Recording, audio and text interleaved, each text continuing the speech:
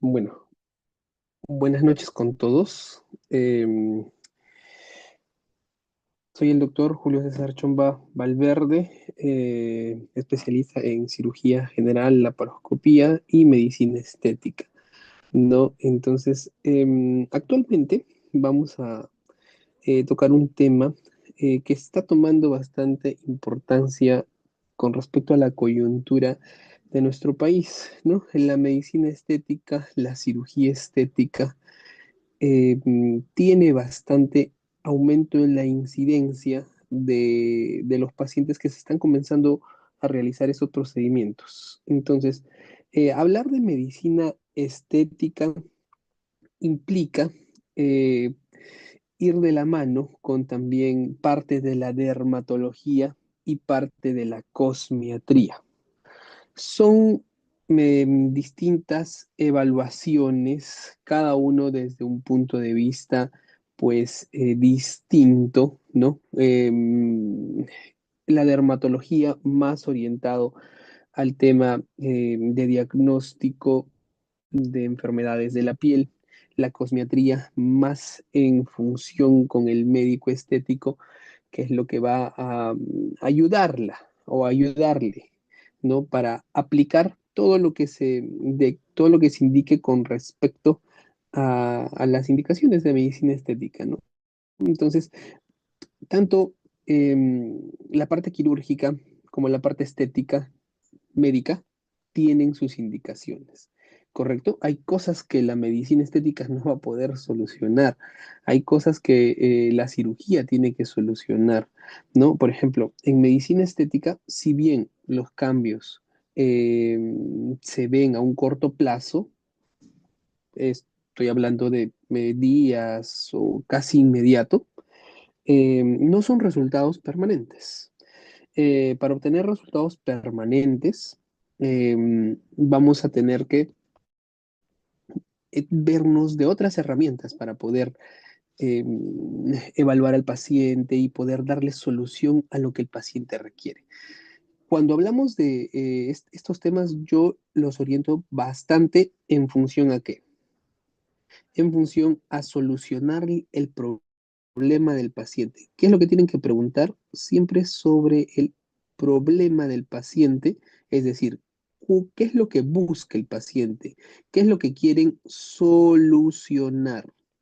¿Correcto? ¿Qué es lo que quieren solucionar? Si ustedes saben identificar el problema y solucionarlo, créanme que el objetivo de el paciente se va a obtener y ustedes van a tener un buen resultado. Entonces, con respecto a los principios de medicina, vamos a ver cómo se aborda el paciente, qué hay que tener en cuenta. Hay que tener en cuenta la semiología.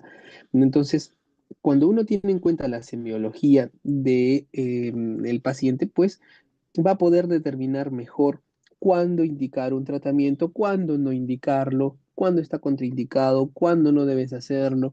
Entonces, es, es muy importante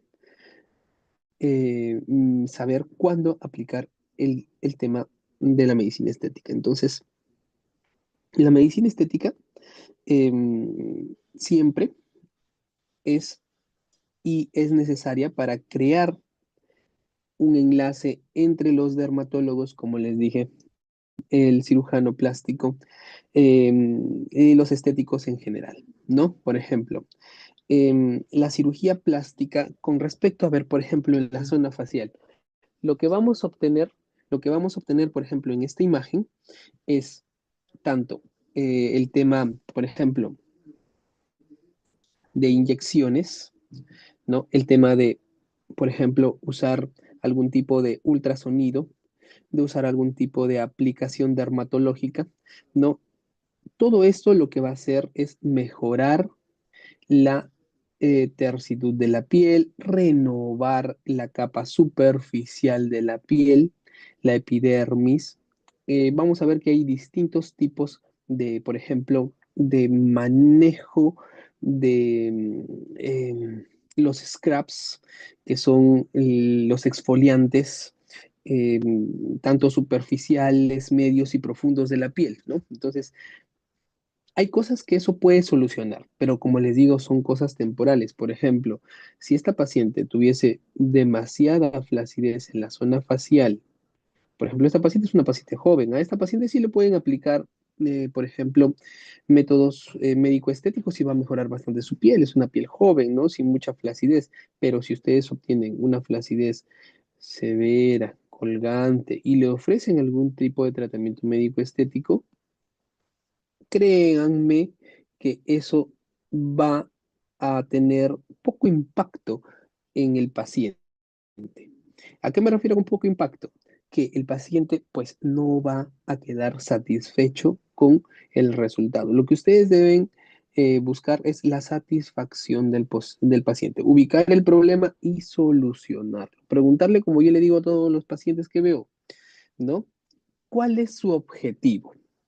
¿Qué meta tiene? ¿Qué quiere alcanzar? ¿Cómo se quiere ver? Entonces también hay que ser bastante realistas con los pacientes, ¿no? Si un paciente pues busca cambios realmente grandes, hay que ser sinceros, la medicina estética tiene sus límites, ¿no? Entonces vamos a ver este tema. Entonces, es importante complementar tanto las actividades que van a realizar la medicina estética y personalizarlo a cada paciente. Es decir, como les vengo mencionando, hacer que la necesidad del paciente sea solucionada, ¿no?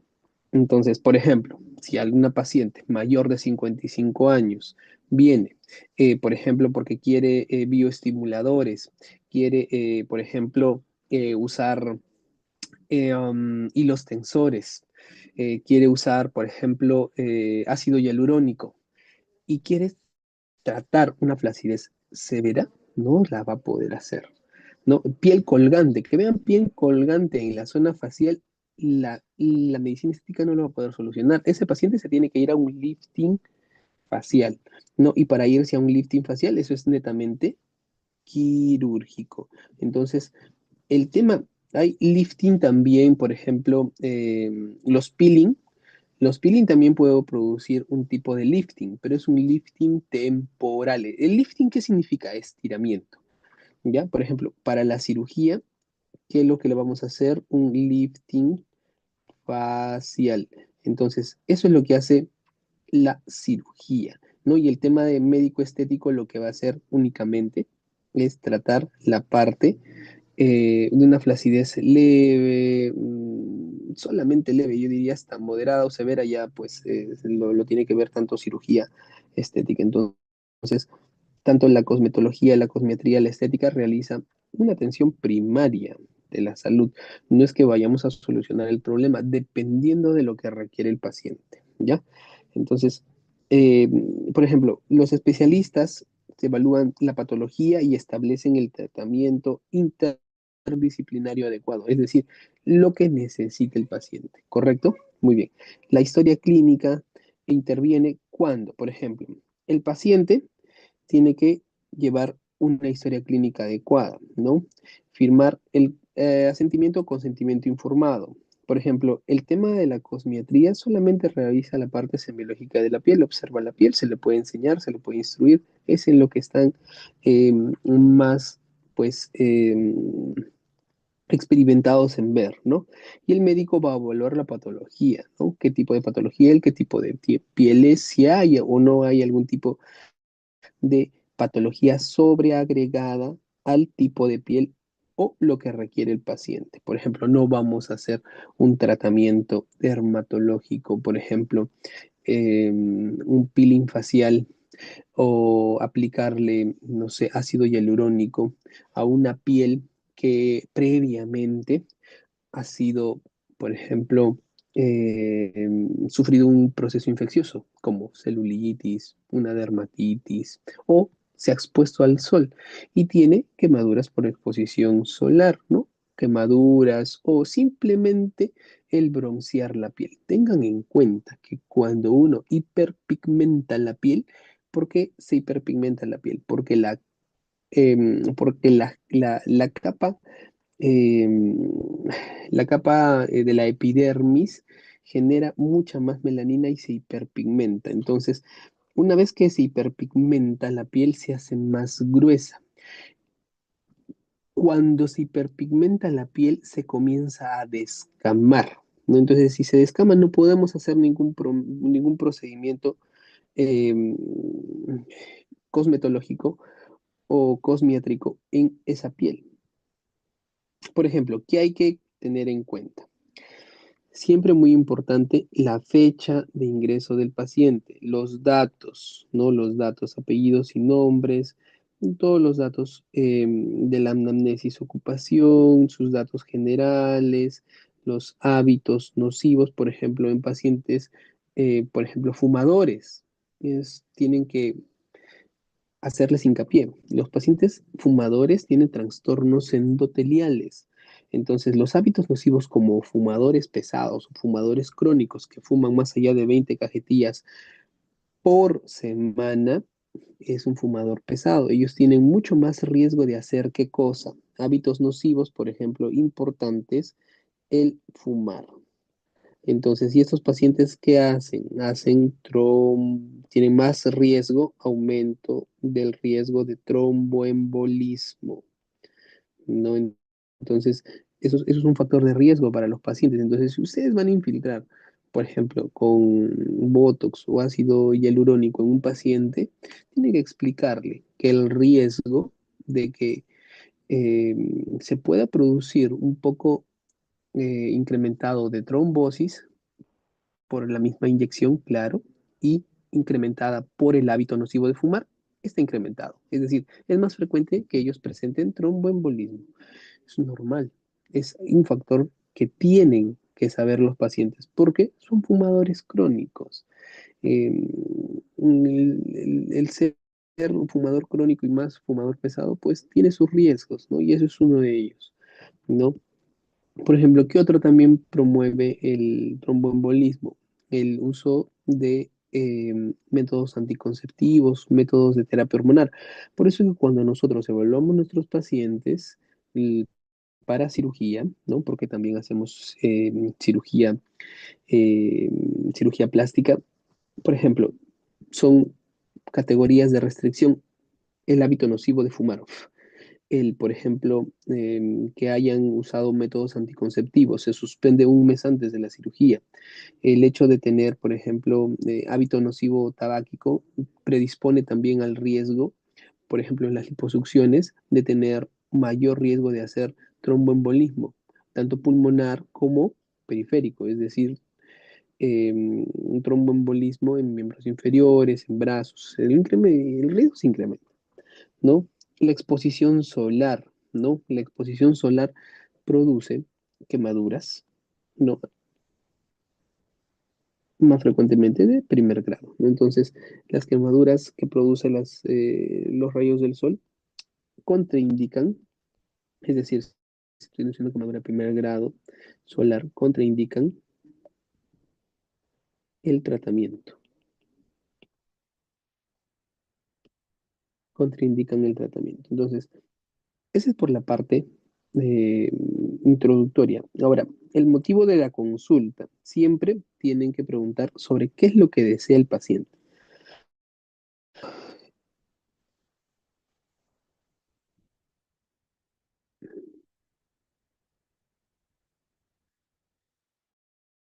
¿Qué es lo que quiere?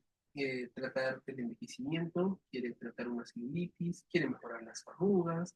¿Quiere disminuir la adiposidad?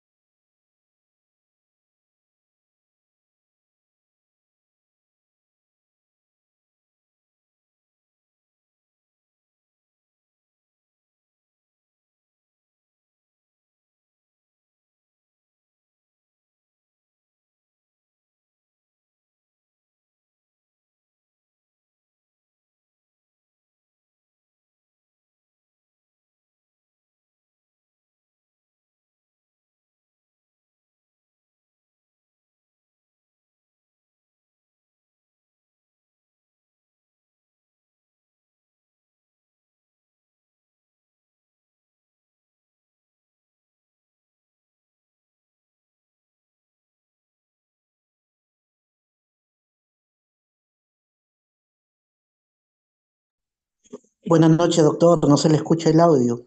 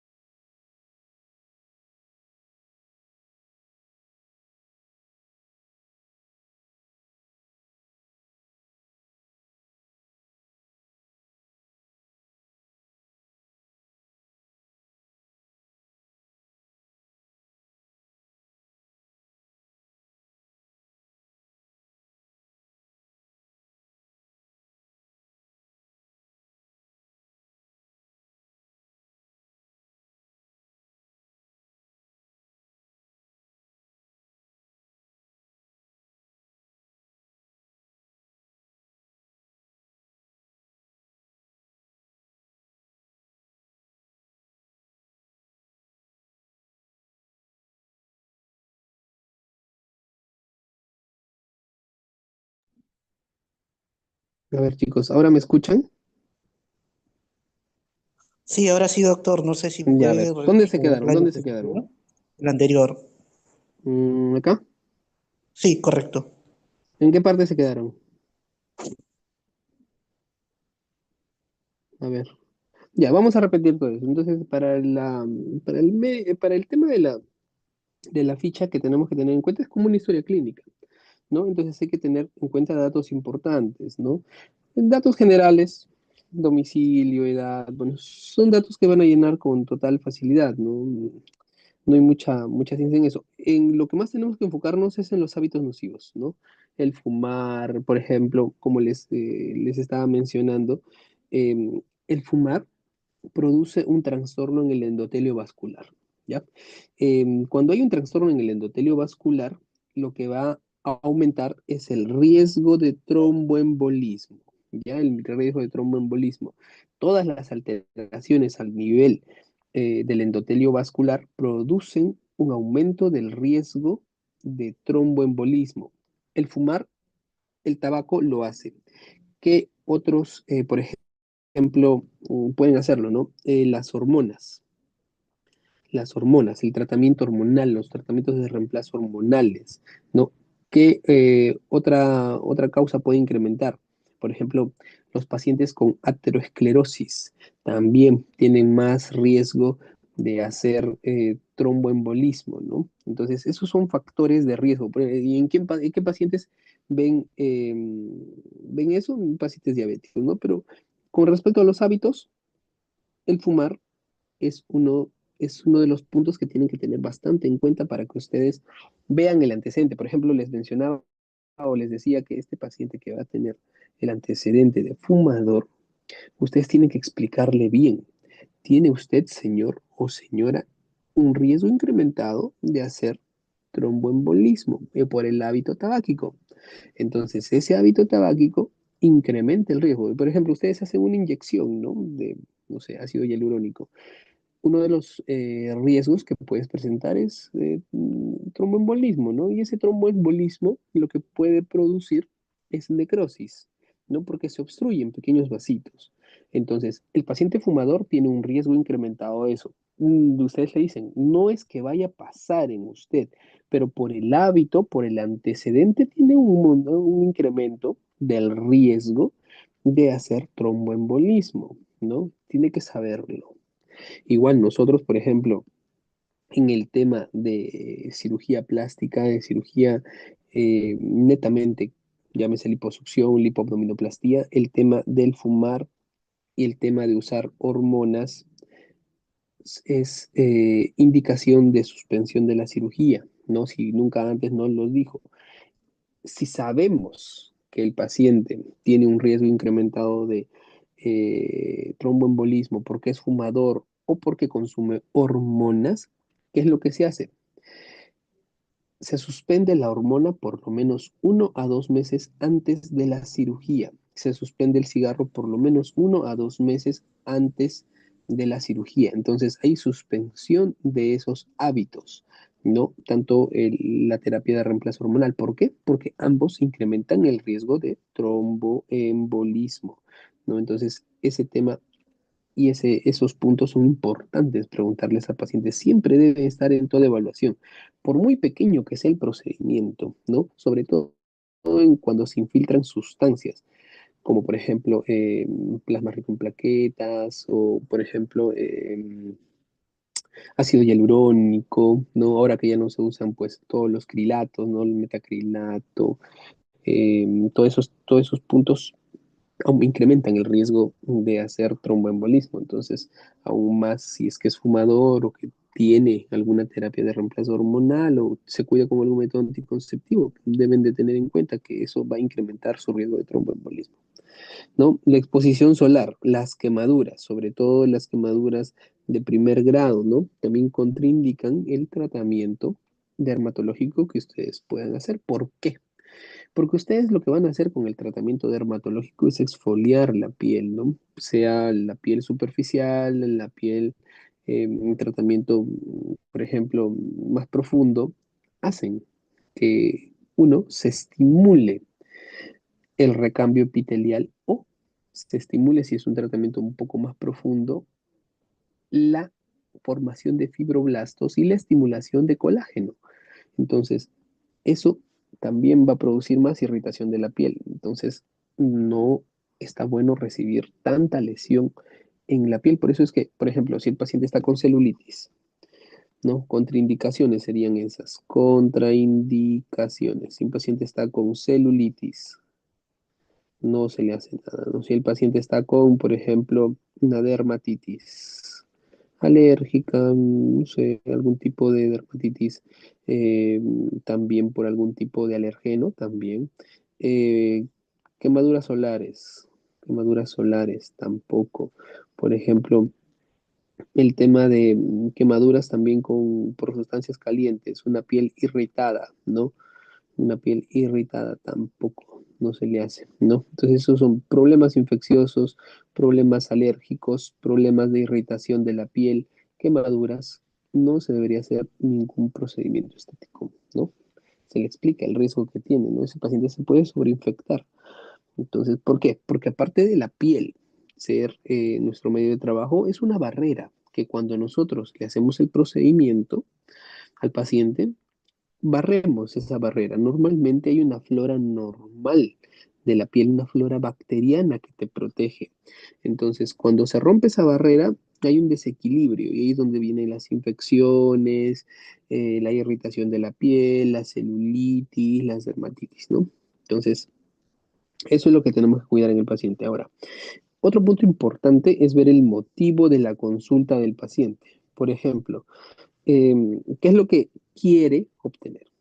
Quiere tratar el envejecimiento, quiere quizás tratar una celulitis, quiere, por ejemplo, disminuir las arrugas, quiere tratar de disminuir la adiposidad localizada de la grasa, quiere atenuar las manchas, quiere tratar la flacidez, quiere tratar su acné, quiere tratar las estrías. ¿Por qué los pongo con signos de interrogación algunos? Porque estos temas, tanto la flacidez con medicina estética, hay que ser sinceros, la flacidez solamente va a ser un cambio temporal, no va a ser un cambio o un tema de solución permanente con el tema de la flacidez. El acné ustedes no lo van a solucionar, ese paciente tiene que recibir tratamiento.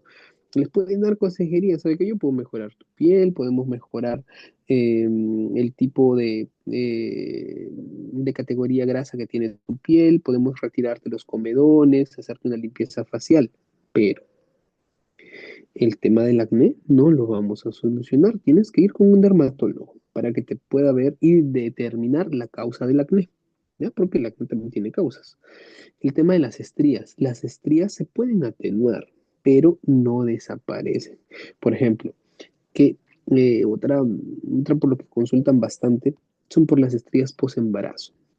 Las estrías post-embarazo que son periumbilicales, que son las más frecuentes, las pueden atenuar ustedes con un tema médico estético, de rejuvenecimiento, de usar por ahí láser CO2, de usar por ahí pues crioterapia, que funciona bastante, terapia láser, ¿no? Pueden atenuarlo, pero no lo van a desaparecer. Siempre se va a ver. ¿Qué si lo puede solucionar? Una abdominoplastía. ¿Por qué? Porque le quitan la piel, pues, ¿no? Del ombligo para abajo se extrae todo ese segmento de piel, si este es el ombligo, esta es la flacidez del paciente y el paciente tiene sus estrías por la zona umbilical del ombliguito para abajo y también tiene estrías en la zona superior. Tú con la abdominoplastía, estas son las piernas del paciente, tú con la abdominoplastía vas a quitar,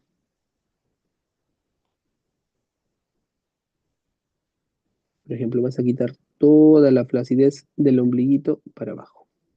No, claro que haciendo un corte, se le queda un corte a nivel púbico, es decir, en la línea del bikini.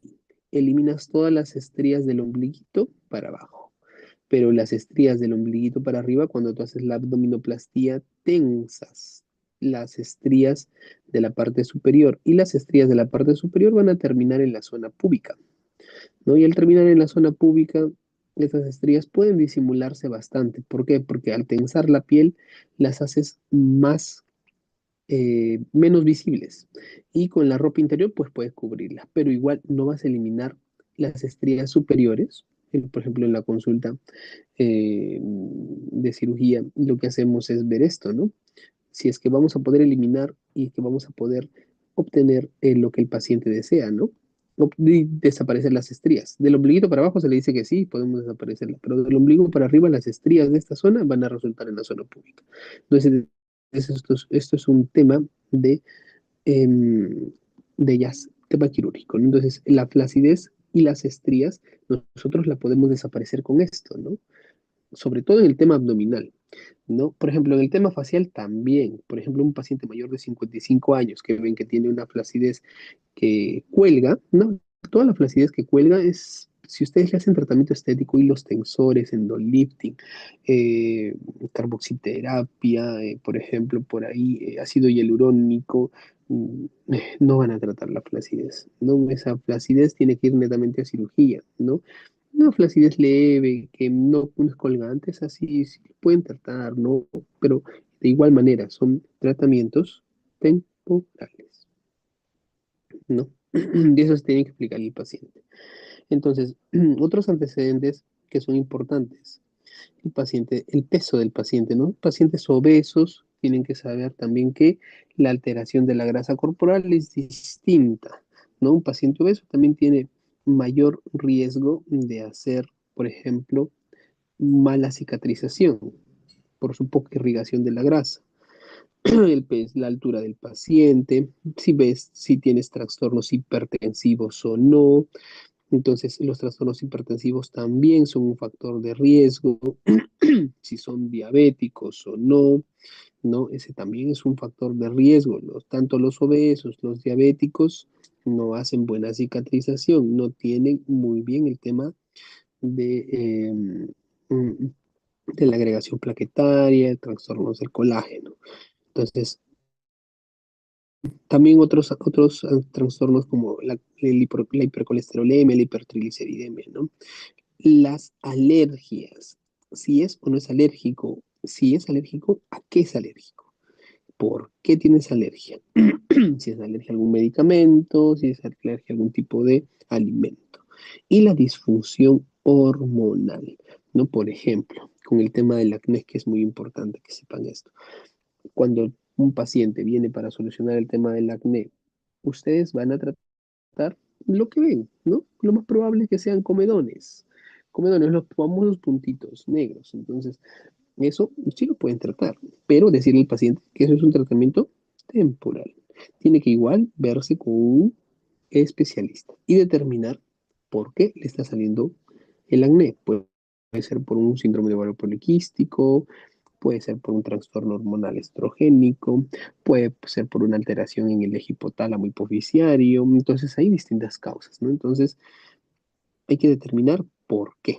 Entonces, si toma o no toma algún medicamento, ¿no? Si ese medicamento lo toma de manera crónica o no. Entonces hay que realizar tratamientos estéticos. ¿Cuál es el indicado para qué tipo de trastorno? ¿Ya? ¿Qué tipo de tratamiento le vas a dar, no? Si es que tiene o no tiene indicación de tal o cual tratamiento, ¿no? Esto es tema netamente general. Si usa algún tipo de cosmético o no, para determinar si es que ese tipo de uso de cosmético ha tratado y ha envejecido pues el tipo de piel, ¿no? Porque hay cosméticos que no son dermatológicos, ¿no? Ahora hay cosméticos para cada tipo de piel, hidratantes, no hidratantes, para piel grasa, para piel seca, entonces hay que saber cuál, ¿no? Si se realizó algún tipo de cirugía o no. ¿Por qué? Por ejemplo, cuando un paciente ya se realizó una cirugía previa y viene para solucionar un tema netamente quirúrgico, o viene para solucionar lo más frecuente, atenuación de cicatrices.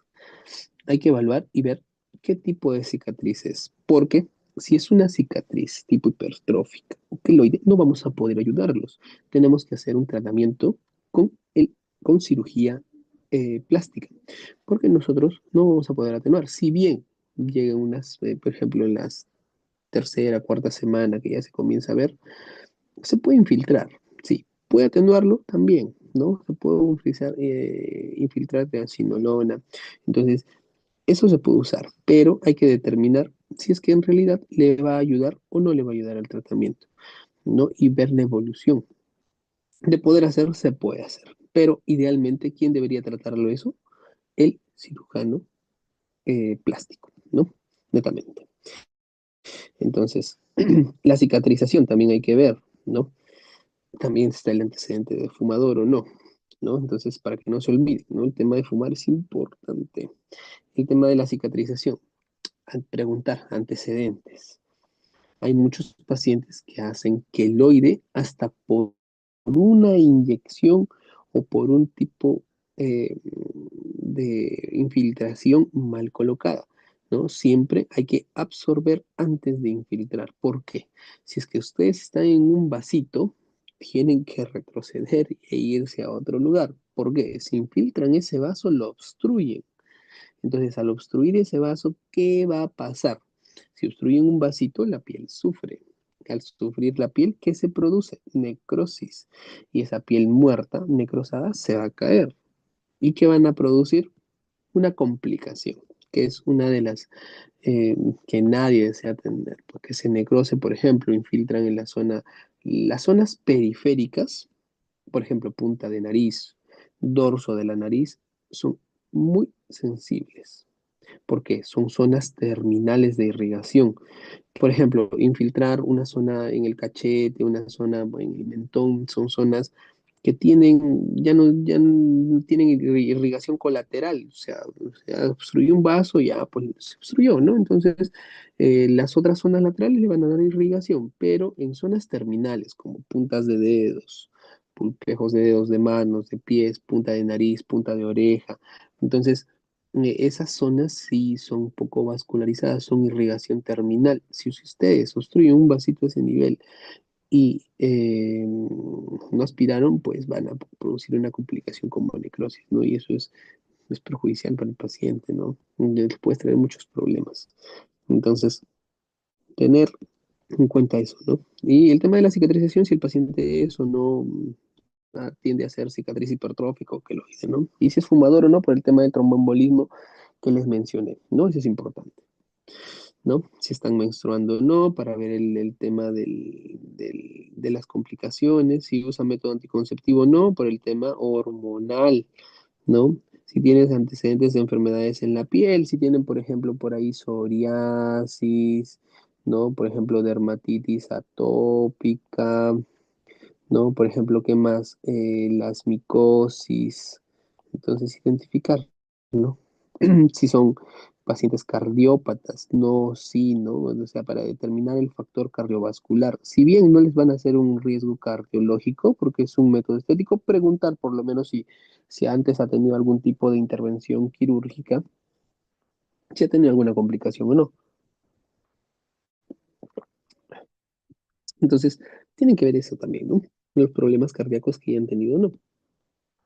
Si es portador de algún tipo de marcapaso, ¿no? Si, por ejemplo, tiene algún tipo de prótesis metálica o no, si ha convulsionado o no, es decir, si es epiléptico.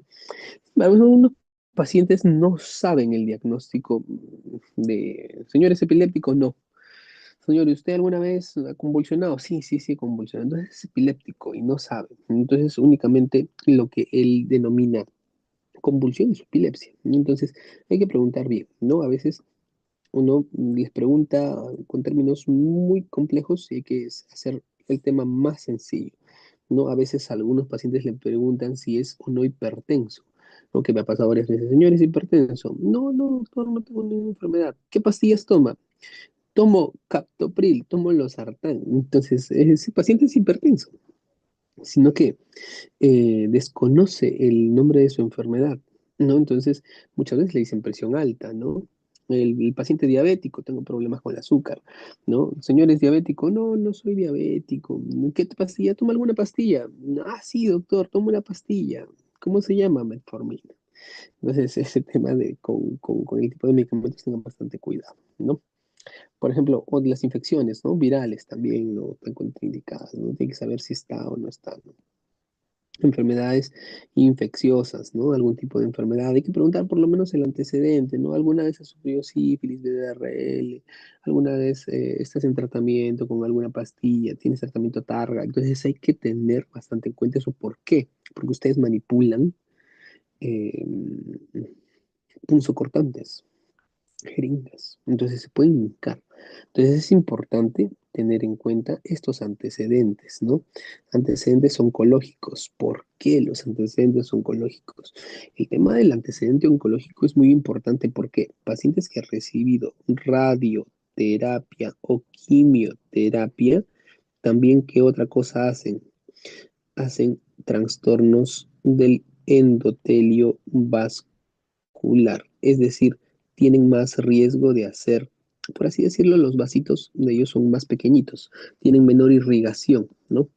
El endotelio vascular también se altera, entonces tienen más riesgo de hacer, ¿qué cosa? Necrosis, ¿no? Tienen más riesgo de hacer necrosis, algún trastorno de la piel. ¿No?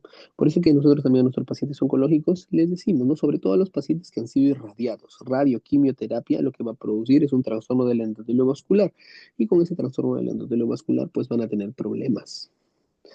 Entonces van a tener más riesgo. Por ejemplo, si le haces una liposucción, tú cuando quitas grasa, una liposucción, al momento de quitar grasa, no solamente quitas grasa, también se quitan vasos. La grasa está vascularizada. Esa grasa vascularizada sale junto con sangre y vasos sanguíneos. Entonces, esa piel que estaba irrigada por esos vasos sanguíneos que estaban debajo de la grasita, ya lo sacaste. Esa piel va a sufrir. Claro que tiene la irrigación todavía superficial de la epidermis, pero esa piel va a sufrir. Y a eso, paciente que haya sufrido o que haya estado sometido a radio, quimioterapia, que el tema de sus vasos está obliterados, es decir, obstruidos por el tema de la radio, quimioterapia, su vascularización no sea la mejor, la más adecuada, esa piel va a sufrir aún más. ¿Y qué riesgo tenemos? Un riesgo de hacer necrosis de la piel, ¿no? Entonces, en pacientes con radio, con antecedente oncológico, preguntarse recibido radioquimioterapia, ¿no? Entonces eso es importante. Si realiza actividades físicas, cuál deporte, para tener en cuenta, ¿no? Si es un paciente que se cuida, no se cuida. Si ha tenido algún tipo de alteraciones con el sueño, agitaciones, estrés. Entonces son temas también que se deberían preguntar, ¿no? La alimentación, si es una alimentación hipercalórica, normocalórica, hipocalórica, ¿no? Para determinar qué tanto es que va a alterar el tema de el administrarle un medicamento o un tratamiento estético a ese tipo de paciente, ¿no? Hay que explicarles también, ¿no? La medicina estética tiene sus límites.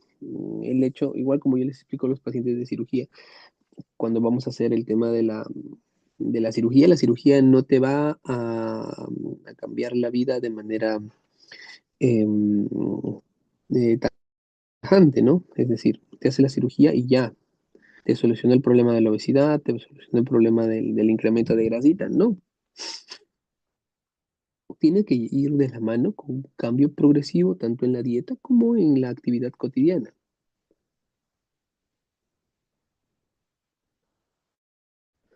Entonces hay que tener en cuenta eso, ¿no? La alimentación. ¿Qué más? Hay que tener en cuenta el tipo de piel, como se los había mencionado, ¿no? No es lo mismo tratar una piel grasa, una piel seca, una piel mixta, ¿no? El fototipo de la piel, por ejemplo, los fototipos 5, 6, que son fototipos más oscuros, y los fototipos uno, esos son fototipos, los unos son muy sensibles, una piel blanca, blanca, blanca, sin nada de queratina, es una piel muy sensible. Y el otro extremo, un fototipo 6, por ejemplo, un paciente caucásico, un paciente con pelo oscuro, tez negra, tez oscura, tienen mucha, mucha melanina y esa piel es más gruesa de lo normal. Por eso hay que evaluar bien a esos pacientes. El hacerle un tema exfoliativo no les ayuda mucho porque tienen gran cantidad de qué? Tienen gran cantidad de melanina en la piel, ¿no? Entonces, el tema del fototipo también. Alteraciones pigmentarias, ¿no? Por ejemplo, hay que ver qué zonas tienen alteraciones pigmentarias muy marcadas, por ejemplo, que tienen que tener en cuenta. Si ven manchas multicolor, ¿no? O sea, si ven bastantes tema de manchitas con bastantes colores, ¿no? Que sean de varios colores. Eso es una sospecha de que ese tipo de lesión sea no una lesión benigna, sino una lesión maligna. ¿Qué más? Que sean sobre elevadas, es decir, que no sean una papulita, sino tengan cierta elevación, una mácula. Entonces, que sean de crecimiento progresivo. Que primero, por ejemplo, ustedes lo ven, están atendiendo a un paciente, ven una manchita, ven una pequita, ya no se dieron cuenta que está elevado, pero la siguiente ya ven una peca mucho más grande. Y esta pequita es irregular, es de crecimiento irregular. Entonces, la irregularidad, que sea sobrelevado, que descame, que tenga múltiples colores, es signo de malignidad. Entonces, las hiperpigmentaciones de la piel tienen que ser observadas y tienen que saberlo, ¿no? Ustedes lo pueden detectar, ¿no? Entonces, esas son características para hacer sospecharles de que eso no sea nada bueno, ¿no? Y si, por ejemplo, ya ustedes le hacen tratamiento a ese paciente, muchas veces el hecho de hacerle tratamientos exfoliativos diseminan la enfermedad, ¿no? Diseminan la enfermedad. Por ejemplo, a esos pacientes siempre hay que sacar esa lesión, por ejemplo, un trastorno de una neoplasia de la piel, ¿no? Un melanoma. Esos melanomas sacan con márgenes y muchas veces los melanomas se detectan cuando ya están en etapa de metástasis, ¿no? Entonces, y la metástasis que más frecuente hace es una metástasis cerebral. Entonces tienen que tener en cuenta eso. Entonces, las lesiones elementales, ¿no? Cómo está la piel, cómo está todo esto, ¿no? Si es elevada o no es elevada, si en realidad es una mancha, si es una mancha superficial o es una mancha profunda, ¿no? Hay que ver ese tema, que es una piel sensible, por ejemplo, los fototipos uno, si tiene rosácea, la rosácea es un proceso inflamatorio, ¿no? Inflamatorio. Entonces, el tema de la rosácea, a esos pacientes no les hagan tratamientos dermatológicos, no van a mejorar nada, por el contrario, los van a irritar más, van a generar que la rosácea se exacerbe más, ¿no? La rosácea, ¿cómo la identifican? Por una nariz roja, rinofímica, y un rubor facial en alas de mariposa, ¿no? Entonces, o sea, es decir, las mejillas están rojitas, la nariz está rojita. ¿no? Las mejillas de ambos lados, ¿no? El acné, ¿no? ¿Qué tipo de acné es? Si es comedónico, el comedónico sí lo pueden tratar, ¿no? La localización, el tratamiento que debe requerir, todo eso, ¿no? Las arrugas, ¿no? Si son arrugas estáticas o dinámicas, ¿no? Si son simplemente arrugas por gesticulación, ¿no? Las dinámicas, o si son arruguitas que ya pues están presentes producto del envejecimiento de la piel, ¿no? Las dinámicas generalmente sí las pueden tratar, ¿no? ¿Por qué? Cuando ustedes usan Botox, el Botox lo que va a hacer o lo que va a producir es una parálisis eh, flácida de la piel, ¿no? Entonces, eso sí. El tema de la flacidez la pueden tratar, sí, la pueden tratar, pero es un tratamiento también de una flacidez leve, ¿no? Si la flacidez es una flacidez, como le digo, colgante, esa no la van a poder tratar, no la van a poder eh, eliminar, tienen que necesariamente usar cirugía para eliminar la flacidez, ¿no? ¿No? Entonces, tienen que tener en cuenta también el envejecimiento de la piel, ¿no? El envejecimiento de la piel tienen que explicarle a los pacientes, ¿no? Es propio de la piel. Hasta nosotros cuando hacemos, por ejemplo, lifting faciales, los lifting faciales no es que allá agarra, me retiran todo el exceso de piel, ya quedó terso, tenso, bien estiradito, bonito. Ya, doctor, ya soluciona mi problema. Lo acabas de solucionar, pero tampoco con el pasar del tiempo, igual sigues perdiendo colágeno, sigues perdiendo fibroblastos y con el pasar del tiempo regresa un poco de flacidez. Entonces, con el pasar del tiempo, igual, la piel envejece. Es un tratamiento, hasta el tema estético sí, te dura bastantes años, muchos años, pero también tiene fecha de caducidad, ¿no? Entonces, tener en cuenta siempre, si es que vamos a hacer tratamientos corporales, el peso, la altura, si tiene sobrepeso o no, si tiene celulitis o no, la localización de esa celulitis, dónde se encuentra la celulitis en cara. Ninguna celulitis va a recibir tratamiento.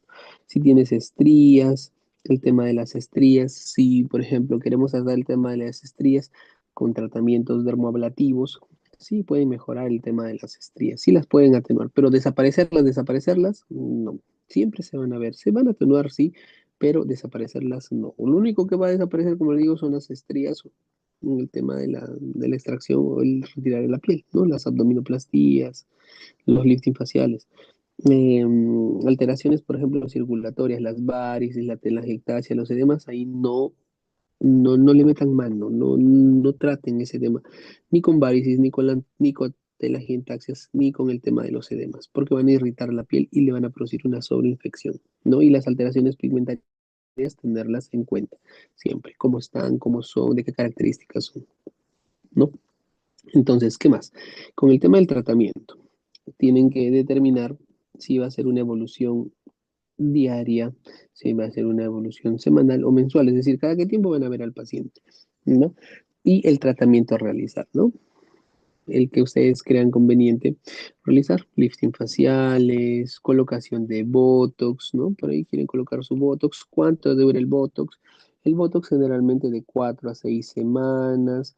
Por ejemplo, el ácido hialurónico, el ácido hialurónico, ¿cuánto te dura? De 9 a 12, perdón, meses, de 4 a 6 meses, de 9 a 12 meses, ¿no? Entonces, esos son lo más frecuentes, no lo que más usan, lo que más está en boga. Y ahora lo que está en boga es hacer éxito, mixto, combinación, combinar, ¿no? Botox con ácido hialurónico. Entonces, el consentimiento informado es muy importante. Mira, hasta por un procedimiento pequeñito es necesario que hagan consentimiento informado.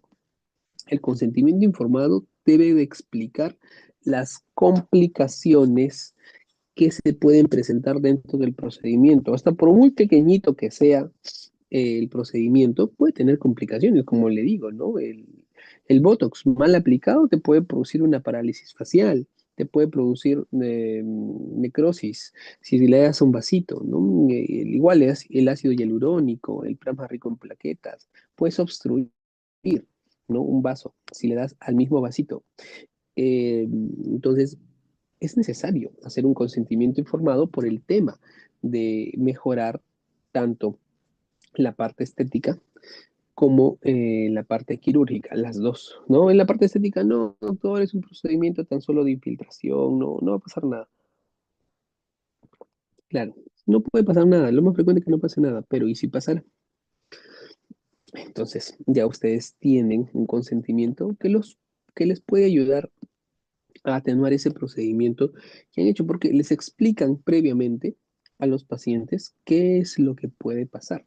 Entonces, el paciente ya tiene conocimiento de las complicaciones. Entonces, es necesario que por ser muy pequeño el procedimiento, igual tengan que tener su consentimiento informado. Y siendo sinceros, muchos o casi todos no lo hacen, ¿no? Por procedimientos pequeñitos. Pero hay que hacerlo rutinario, ¿no? Entonces, hay que informar al paciente sobre qué cosa. Si sus preguntas fueron contestadas o no, si autoriza o no autoriza al profesional a, por ejemplo, tomar fotografías, a hacerle la evolución en el tratamiento, a si está autorizando el procedimiento o no. O sea, es el consentimiento informado, aceptado o revocado, ¿no? Entonces, eso, para eso nos sirve el consentimiento informado. Entonces, también hay que tener normas de bioseguridad, ¿no? Por ejemplo, el adecuado o la adecuada eliminación, perdón, la adecuada eliminación de los elementos de bioseguridad, las agujas punzocortantes en los tachos sólidos, rígidos, ¿no? Los guantes contaminados, por ejemplo, cuando se hace plasma rico en plaquetas, se trabaja con sangre. Entonces, eso es un elemento ya biocontaminado debido al tacho rojo. Si usas químicos, al tacho amarillo. Y si únicamente son guantes que has usado pues para, no sé, manipular algo, hacerle masajes al paciente, usar bioestimuladores, usar, no sé, algún tipo de procedimiento menor de scrap faciales o revitalización facial, lo puedes hacer.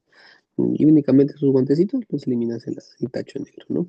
Entonces, hay principios fundamentales que hay que seguir, ¿no? Universalidad.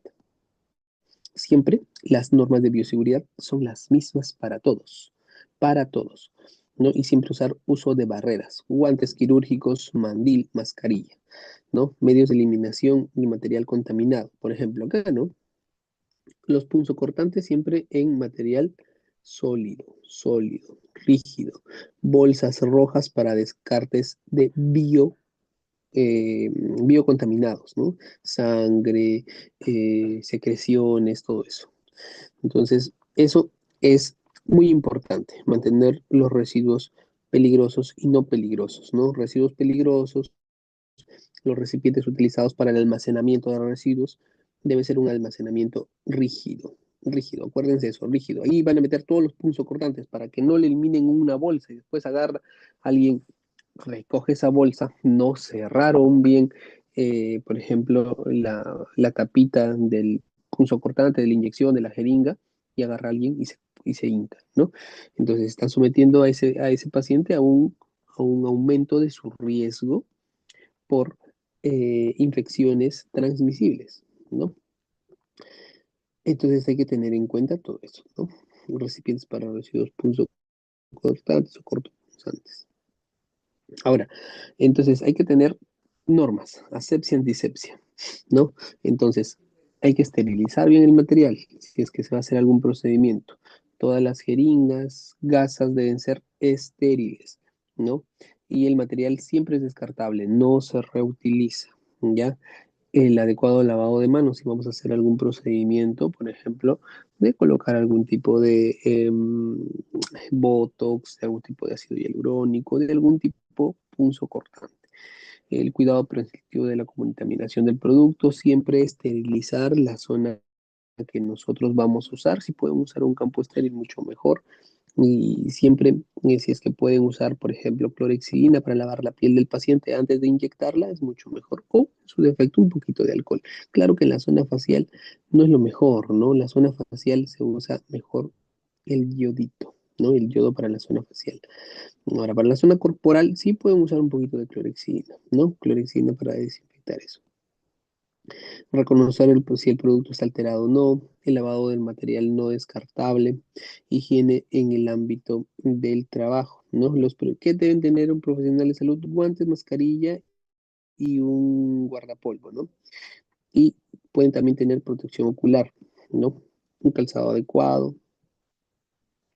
Ahora, por ejemplo, hay que tener en cuenta alguna patología estética, ¿no? Entonces, en la parte facial, ¿qué vamos a tener en cuenta? Si tiene acné o no tiene acné, si sufre de rosácea o no, si es una piel envejecida o no, si hay algún tipo de alteración de las discromías, de la coloración de la piel, si hay arrugas o surcos, si hay flacidez, si hay hirsutismo. ¿No? El hirsutismo es el incremento del vello facial, ¿no? Entonces, eh, por esos temas hay que identificar bien qué tipo de alteración o patología facial tiene el paciente, ¿no? Como les expliqué en el inicio, por ejemplo, ¿no? Si uno va a determinar usar, no sé, Botox para atenuar las zonas de las líneas de expresión de la zona frontal, pues primero tenemos que identificar qué tanto de líneas de expresión tiene la paciente, ¿no? Si tan solo es en la zona frontal, si es en el surco nasogeniano, si es en la zona del canto externo, que son las famosas patas de gallo, ¿no? Si es en la zona del entrecejo, ¿no? Que también es una zona frecuente de administración de ácido de Botox, ¿no? Entonces hay que tener en cuenta todos esos puntos, ¿no? Cuánto se le va a poner, cómo es el que se va a tener el tema del ácido hialurónico o del Botox, ¿no? Entonces, con el tema corporal, por ejemplo, adiposidad solamente dice localizada, porque nosotros no podemos tratar con medicina estética el tema de una adiposidad generalizada, es decir, de sacar grasita de todo el contorno corporal, tan solo lo podemos hacer localizada de la adiposidad localizada, ver el tema de la flacidez, si hay estrías o no, si hay celulitis o hay hirsutismo. Entonces, por ejemplo, si tienen que ver si la paciente tiene o no tiene flacidez, ¿no? Por ejemplo, si la paciente tiene flacidez abdominal inferior, es decir, es una paciente que tiene antecedentes de obesidad, si es una paciente que tiene antecedentes de haber tenido embarazos, una multípara, lo más probable es que esta paciente tenga qué cosa, flacidez. Y esta flacidez, por ejemplo, ustedes usan, no sé, quemadores de grasa, ¿no? Enzimas para disminuir el volumen de la grasa. Como les dije, ¿no? Las enzimas, eso va a actuar sobre la grasa superficial, por muy profunda que la pongan. Va a disminuir un poco, sí, porque están quitando grasa superficial, están haciendo más líquida, se va a reabsorber, pero es un tratamiento únicamente temporal, ¿no? Nuevamente, eh, les hago hincapié en eso. Si es que van a explicarle algo al paciente, decirles, ¿no? ¿Qué es lo que van a obtener? ¿No? Y si quieren un tratamiento permanente, mejor hay que hacerse un tipo de cirugía. ¿Y qué tipo de cirugía se hace para el tema de la adiposidad? Es decir, para el incremento de volumen de la grasa de la piel. Lo que se hace es una lipoescultura, ¿no? Lipoescultura, ¿no? Pero si queremos quitar la grasa localizada, sí lo pueden usar, ¿no? Lo pueden usar. ¿Se atenúa un poco? Sí, se atenúa un poco, es verdad. Mejor el tema de la adiposidad localizada. La flacidez, sí, les soy sincero, van a mejorar muy poco el tema de la flacidez. El tema de la flacidez con una lipoescultura se soluciona, no, tampoco. La lipoescultura no trata la flacidez. La lipoescultura lo que trata es volumen, sacar grasa. Cuando tú haces una lipoescultura, quitas grasa, la flacidez no la vas a tratar. Es más, cuando tú sacas la grasa, por ejemplo, esta es la piel, ¿no? Esta es la piel. Debajo están tres capitas de grasa. Una grasa superficial, una grasa intermedia y una grasa profunda. ¿Qué tipo de grasa nosotros vamos a sacar? Una lipoescultura. Nosotros sacamos la grasa intermedia, es decir, esta, la intermedia y la profunda. Entonces, el espacio que se genera entre la piel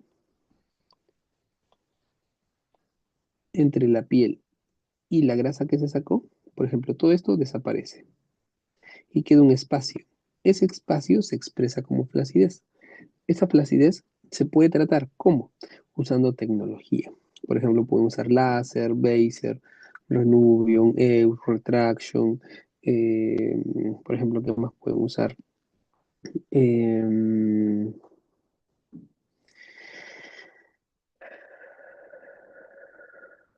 Indiva. Entonces también pueden usar bastantes métodos para retraer piel, ¿no? Ultrasonido también usan, ¿no?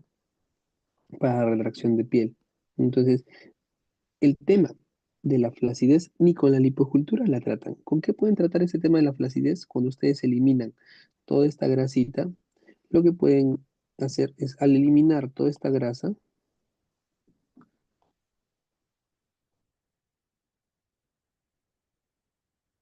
al eliminar toda esta grasa y quedar todo este espacio libre, la tecnología lo que hace es retraer esta zona de la piel.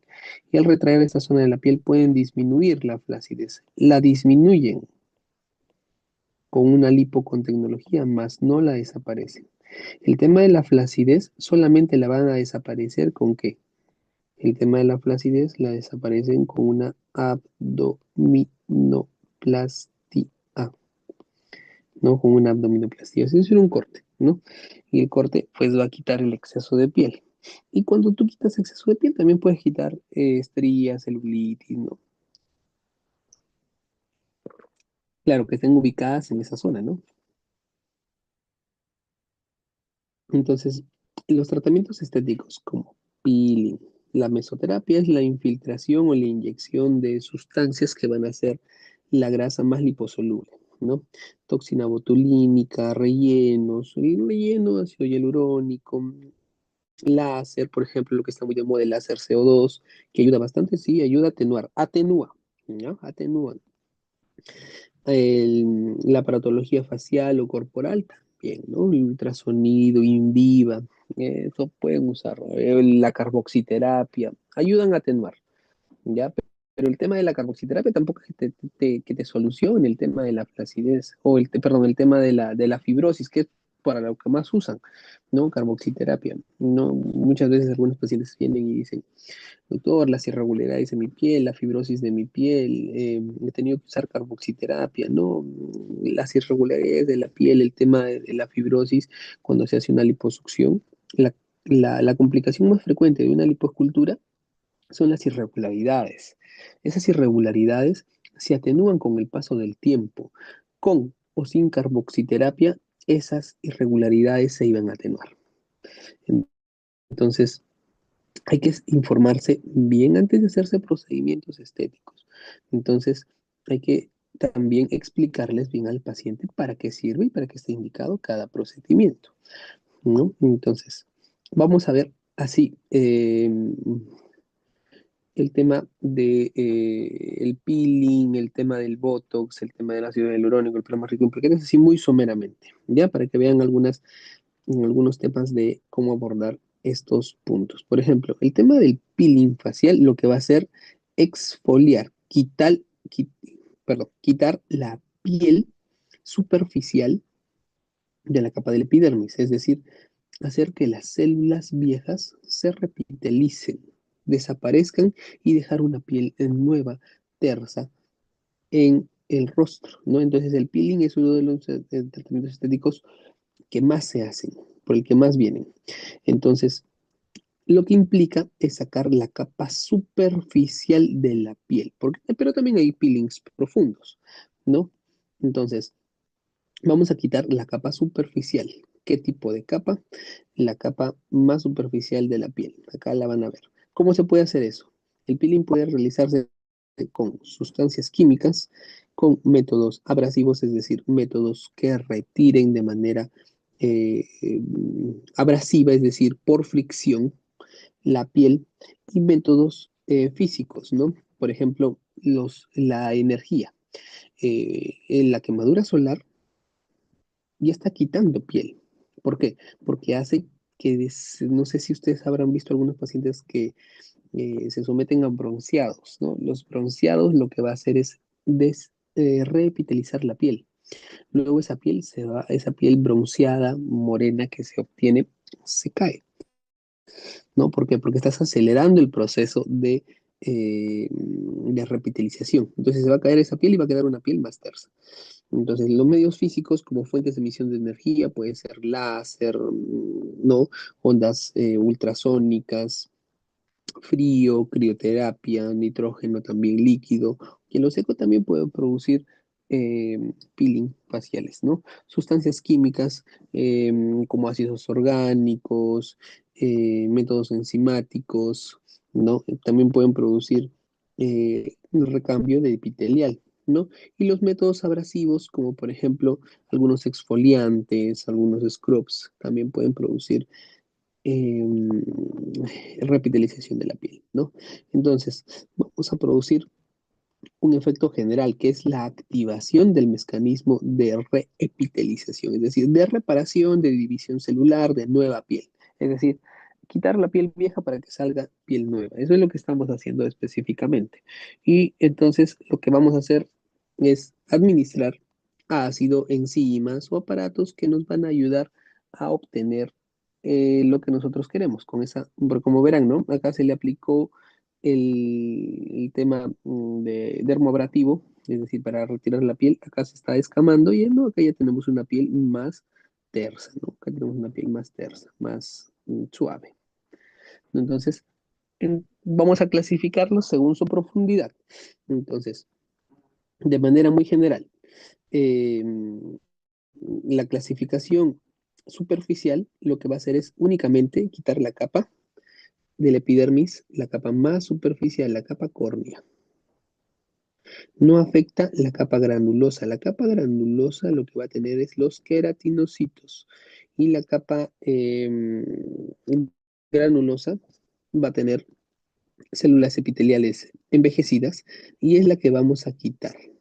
Con con esta terapia lo que vamos a quitar es la capa más superficial de la piel y a la capa córnea. Está un poquito de la capa lúcida también, pero lo que se va a quitar es la capa córnea. Indicaciones. Entonces, por ejemplo, en el acné comedónico, si queremos tratar el tema de unos poros muy abiertos, el tema del brillo de la piel, ¿no? Un aspecto devitalizado de la piel también nos ayuda bastante. Si hay manchas superficiales o no, también. Solamente las superficiales, porque las manchas más profundas es mejor evaluarlas por un dermatólogo antes de hacerle algún tipo de procedimiento. Usar o lámpara de hendidura o algún tipo de biopsia para determinar el diagnóstico de esa manchita. ¿Qué efectos se esperan? Una piel limpia, más tersa, más suave, ¿no? Una mejor formación de los comedones, menor formación de los comedones. Como dice, menor formación de comedones. No lo desaparece, únicamente disminuye su formación. Atenuación de algunas manchas, es decir, que las manchitas sea que paleen un poco la vistosidad, pero no las desaparecen. La superficial no la desaparece. Quizá con mayor probabilidad sí la desaparezca una paz profunda, ¿no? Pero va a depender, previamente estudiado, previamente ya, sí, se te puede quedar, es tan solo una mancha, no es ningún tipo de alteración dermatológica de tipo maligno, no hay ningún problema. Entonces, por ejemplo, si es una profundidad media, ya va a afectar qué cosa. Toda la dermis, toda la epidermis y parte de la dermis, ¿no? Sobre todo la dermis papilar, solamente la dermis papilar, ¿no? Y cuando nosotros afectamos tan solo la dermis papilar, estamos ya deshipitelizando completamente la piel, completamente. Entonces acá, cuando se hacen un tratamiento de dermoablación ya medio, intermedio, o ya tiene que irse a la capa profunda, hay que tener mucho cuidado. Hay que usar bastante las medidas de asepsia y antisepsia. ¿Por qué? Porque ya es una capa más profunda. Entonces, si bien van a estimular a que se formen más fibroblastos, porque ya están actuando a nivel de la dermis superficial, es decir, sobre la capa papilar, tienen que tener en cuenta que esta dermis se puede infectar con mayor frecuencia. La piel se va a tornar roja, ¿ya? Entonces, y un poco irritada. Entonces, hay que también indicarle al paciente que no se exponga al sol, indicarle al paciente que use cremas hidratantes, una cremita para que nutra esa piel y se reepitelice, ¿no? Entonces, las indicaciones para arrugas finas, manchas un poco más profundas, ¿no? Pero con el descarte previamente, que no sea una mancha fea, una mancha maligna, cicatrices de acné y el envejecimiento leve a moderado. ¿Y qué efectos te puede producir? Uno, beneficioso la estimulación de los fibroblastos, ¿no? Por eso va a producir una piel más tersa. Por eso es que diera la impresión de que están tratando la flacidez de la piel, porque esa piel va a ser una piel más tersa, más tensa, tersa y tensa. Es decir, van a producir una piel como más estirada, por así decirlo.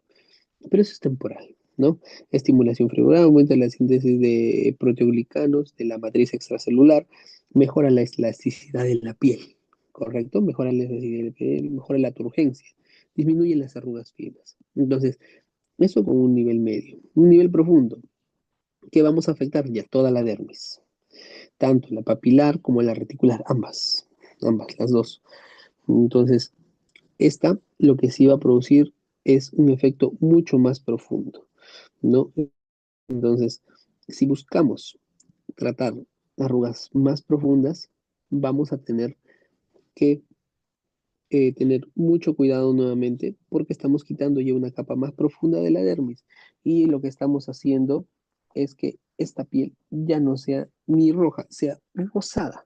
¿Por qué? Porque ya estás en la capa vascular, ¿no? Lo que vas a producir es una extracción de hasta esta capa.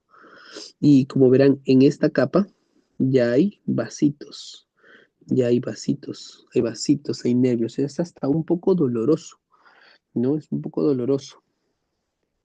Entonces hay que tener mucho cuidado. Está indicado para qué? Arrugas muy profundas, secuelas y cicatrices. Eh, Sobre todo van a pacientes, como dice acá, pacientes con secuelas de acné, ¿no? Y el envejecimiento, flacidez de la piel.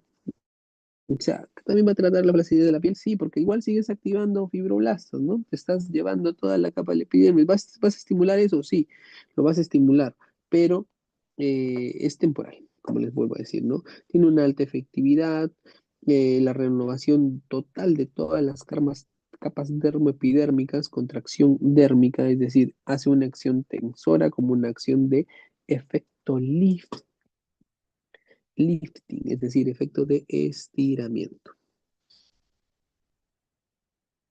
Entonces, mira, acá son temas para el tema del peeling, qué es lo que hacen, ¿no?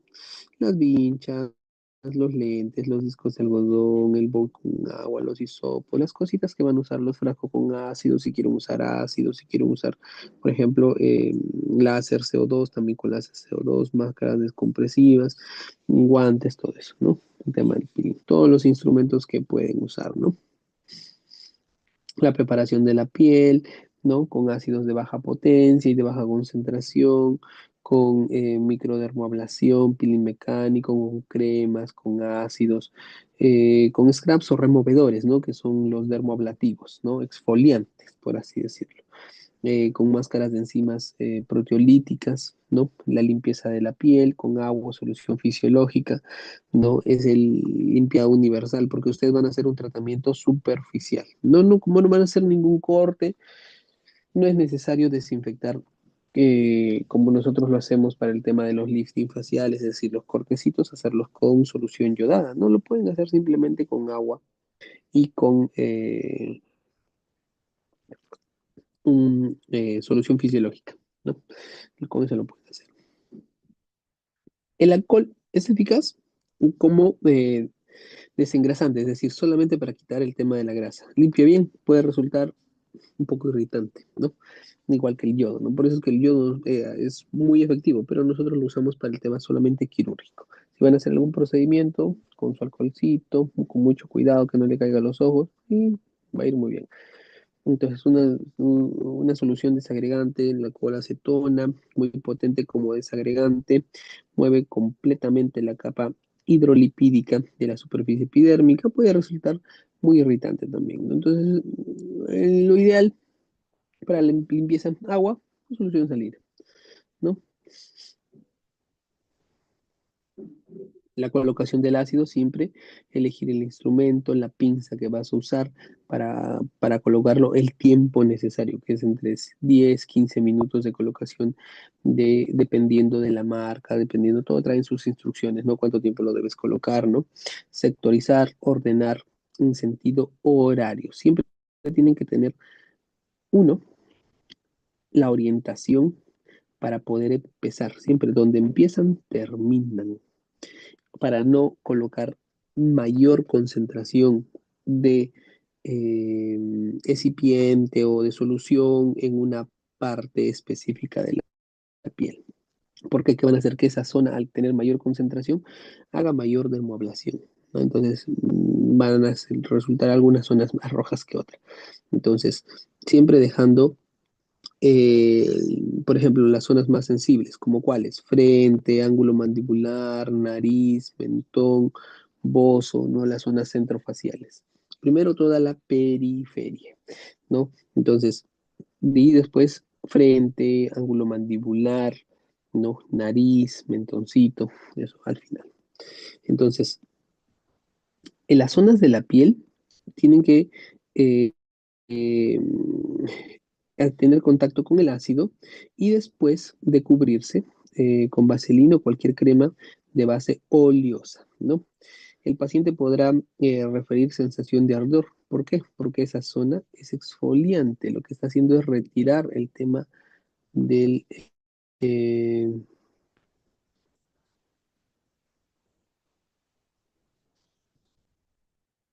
a ver, ¿se escucha bien? Creo que se desconectó mi audio. No, creo que sí está bien. Ya, muy bien. El paciente podrá referir sensación de ardor, calor, quemazón, prurito y otras sensaciones, que es normal, producto de la dermoablación, ¿no? Es normal. Ahora, ¿cómo van a neutralizar ese ácido? Porque no lo van a dejar ahí, ¿no? Tienen que neutralizarlo, porque si bien tiene un tiempo de acción, lo que quieren es quitar toda la piel superficial, no lo pueden dejar ahí, tienen que neutralizarlo o quitarlo, ¿no? Pueden quitarlo hasta con agua. Lo que también pueden usar son soluciones especiales como bicarbonato, eh, pueden usar gluconato de calcio, pueden usar cualquier sustancia base, ¿no? Para quitar ese ácido, que lo neutralice. Hay que tener en cuenta que no puede tener mucho tiempo de exposición porque te pueden generar qué cosa: eritema, disconfort, ardor, dolor, ¿no? Entonces, y para el tema del post, después de realizar el procedimiento, tienen que tener en cuenta que este tema del tratamiento postoperatorio pues tiene que llevar una buena hidratación, tiene que llevar una buena humectación y con sustancias refrescantes y que puedan desinflamar, ¿no? Entonces eso hay que tener en cuenta. Entonces cualquier tipo de cremita, de, de sustancia que pueda mejorar el tema de la hidratación, refrescar, desinflamar, bienvenida sea, la pueden usar, ¿no? Entonces, entre las 48 a 72 horas de realizar el peeling, comenzará a descamarse su piel. Entonces, una vez que se obtiene el proceso de descamación, normalmente el proceso natural, normal de descamación de la piel, que ni siquiera se dan cuenta, es de 7 días. Cada 7 días se renueva la piel, ¿no? Entonces, lo que estamos haciendo es hacer que ese proceso sea mucho más cortito, ¿no? Sea mucho más pequeño, sea mucho más rápido. ¿Para qué? Para que tengan una piel tersa con mucha mayor rapidez. Entonces, uso de cremas hidratantes que le recomienden, uso de protector solar siempre, no se exponga mucho al sol, jabones sin excipientes ni ningún tipo de olor, perfume, antibacterial, nada, nada, nada. Solamente jabones neutros, por ejemplo, jaboncitos de glicerina, ¿no? Eso pueden usar. Descontinuar cremas de apoyo domiciliario con ácidos o cremas. que no conozcan, ¿no? ¿Qué es lo que tiene? ¿Qué complicaciones pueden tener? Entonces, si es que ustedes aplicaron, por ejemplo, más solución por un lado o dejaron alguna solución mayor tiempo que en alguna u otra zona, entonces van a tener zonas de distinta hiperpigmentación en un lado u otro, ¿no? Entonces, las secuelas de las cicatrices e infecciones pueden ocurrir también. Por ejemplo, cuando tú haces un peeling, irritas la piel, es decir, le estás estresando. Entonces, si tú estás, aparte de producirle una irritación en la piel, pasando por un tema inmunosupresivo, es decir, tu sistema inmunológico está venido a menos, se va a reactivar algún tipo de herpes. El tipo de herpes tipo 1, si es en la zona del cuerpo, el herpes zóster, si es, pues, esos, perdón, ese tipo de virus, pues lo que hay que dar es únicamente aciclovir, ¿no?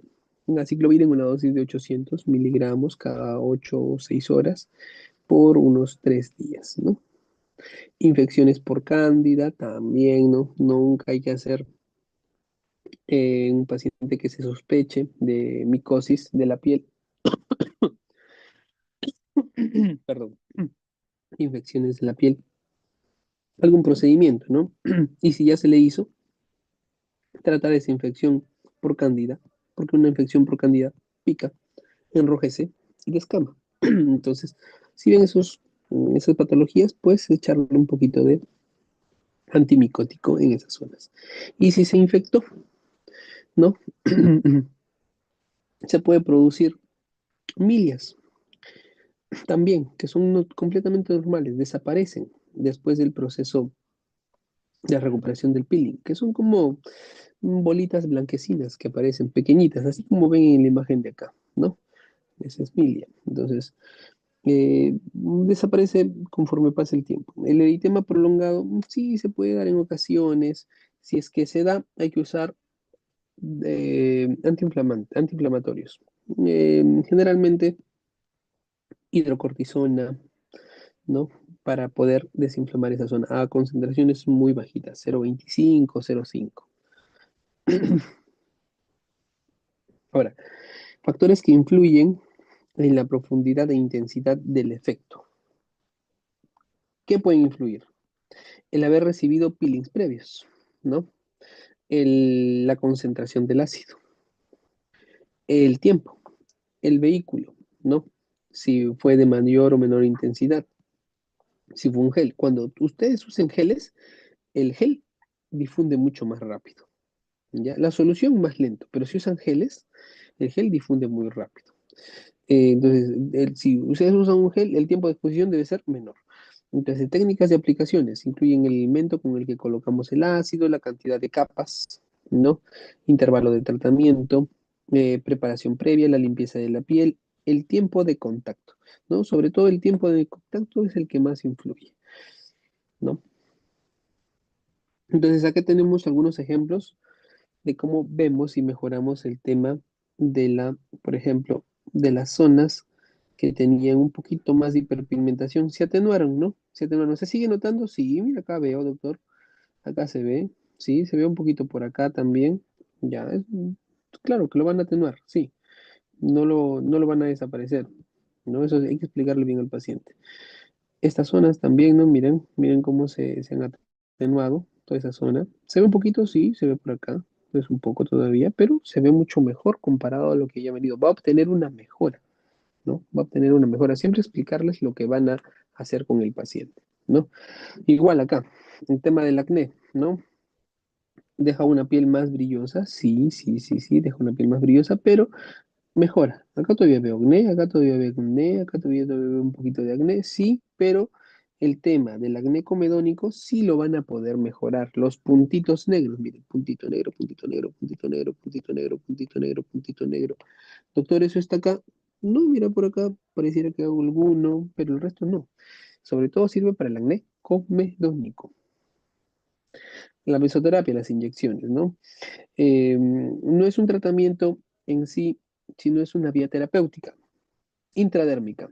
microampollas, jeringas muy chiquititas que entran no a la epidermis, sino entran ya cerca entre la epidermis y la dermis, ¿no? Es una vía terapéutica que posee características particulares en el tratamiento, vía percutánea, es decir, son inyecciones. Administrar a poca profundidad, unos 2 o 3 milímetros, no más. Ya aplicación local, ¿no? En numerosas punciones, ¿no? Cerca de un mismo lugar afectado, lo que quieres mejorar. Los intervalos de, por ejemplo, de terapia debe ser no mayor a una semana, ¿ya? Dosis pequeñas y concentraciones farmacológicas mínimas de lo que se quiera inyectar, ¿no? Entonces tienen que conocer el problema, qué es lo que quieren tratar, la historia clínica, diagnosticar, como hemos visto previamente, qué es lo que quieren manejar, ¿no? Conocer la farmacología. Una vez hecho el diagnóstico, es imprescindible poseer un adecuado conocimiento de las características propias de cada fármaco, así como de sus efectos adversos e interacciones. Conocer la técnica, el uso de la técnica, el elemento, dónde lo deben aplicar, cómo lo deben aplicar. Vamos a ver, aspectos técnicos. Como le dije, 2 a 3 milímetros, ya exagerando 4 milímetros de profundidad, no más, no más. Entonces, con esa profundidad van a irse entre la epidermis y la dermis. ¿Para qué? Para obtener un mejor proceso de regeneración de la piel. Lo que van a obtener con esto es una estimulación. ¿De qué cosa? De, como he dicho, como dije anteriormente, de la o del sector de la dermis papilar, donde están qué cosa? Los fibroblastos, para obtener una mayor estimulación del fibroblástico, y el fibroblasto va a producir más colágeno y se va a producir una mejor tersitud de la piel, ¿correcto? Entonces, materiales, sus jeringuitas, sus guantes y sus manos, es lo que tienen que usar. Entonces, ¿qué tipo de jeringa es recomendable usar? De punta muy pequeña, 30, 31, ¿no? Jeringas muy pequeñitas. Las jeringas son de tipo siempre descartable. Generalmente la que más usamos son las de 1 milímetro, ¿ya? Entonces, agujas de grosores muy finitos, 30, 31, hasta 35, ¿no?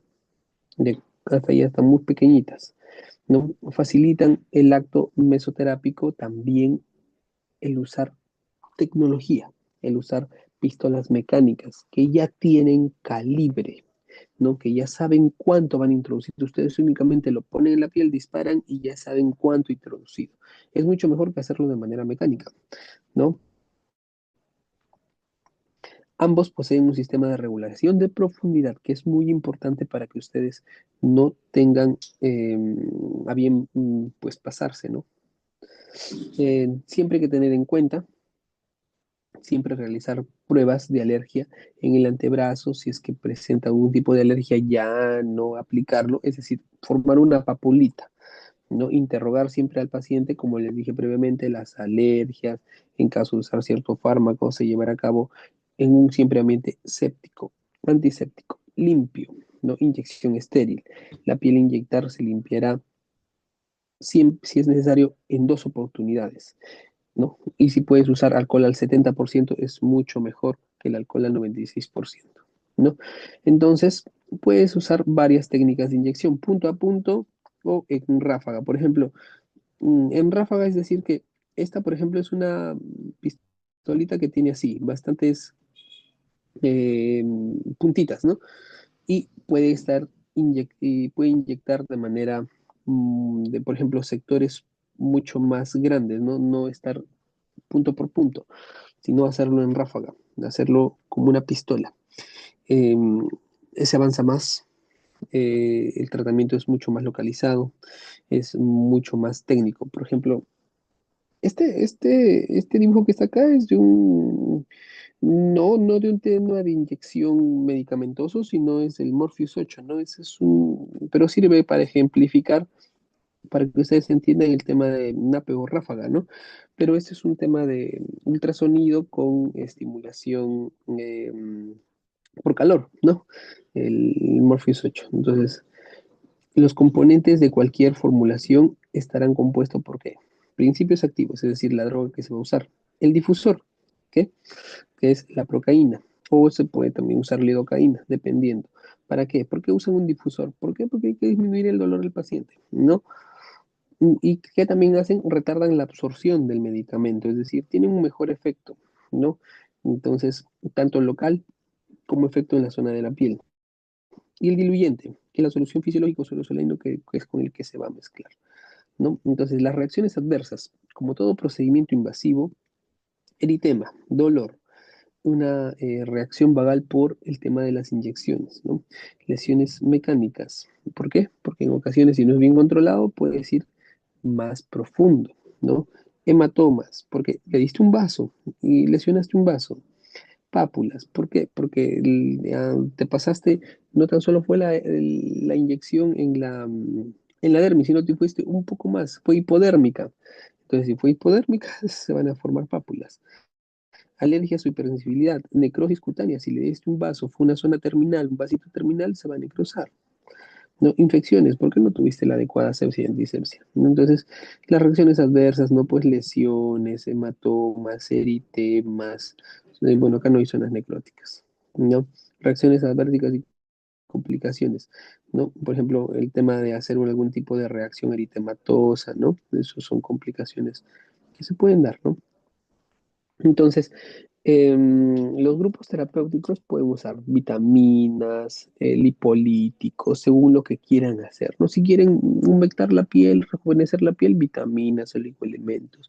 Si quieren hacer el tema de disminución de la cantidad de grasa, lipolíticos.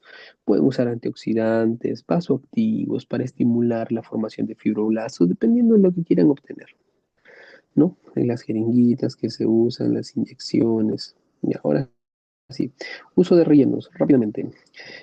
Cuando vas a usar rellenos, el más frecuente que está usándose actualmente es el ácido hialurónico.